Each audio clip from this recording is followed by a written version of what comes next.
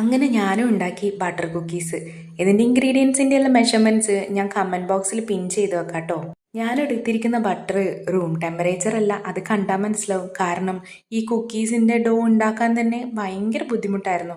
നിങ്ങളെല്ലാവരും എടുക്കുമ്പം room ടെമ്പറേച്ചറിലെ butter എടുത്താൽ മതി.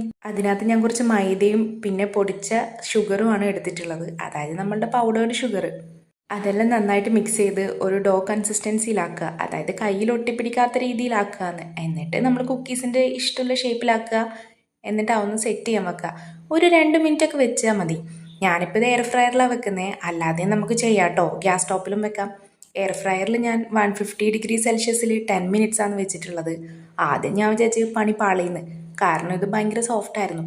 പിന്നെ സംഭവം മനസ്സിലായത്, കുറച്ച് സമയം വെച്ച് കഴിഞ്ഞാൽ, അതായത് ഇതിൻ്റെ ചൂടൊക്കെ പോയി കഴിഞ്ഞാൽ ഇതങ്ങോട്ട് സെറ്റാവുന്നു. ഞാനിതിൻ്റെ മുകളിൽ ഫോർക്കൊക്കെ വെച്ച് ഡിസൈനാക്കി. പക്ഷേ ഹൈലൈറ്റ് ഇതൊന്നല്ല, ഞാൻ ആ വെച്ച ആ ഒരു മോൾഡിൻ്റെ ഷേപ്പ് ഇതിൻ്റെ അടിയിൽ വന്നിട്ടുണ്ട്. എന്തായാലും സംഭവം അടിപൊളിയാണ്, നിങ്ങളും ട്രൈ ചെയ്ത് നോക്ക്. അപ്പോൾ ഓക്കെ, ബൈ.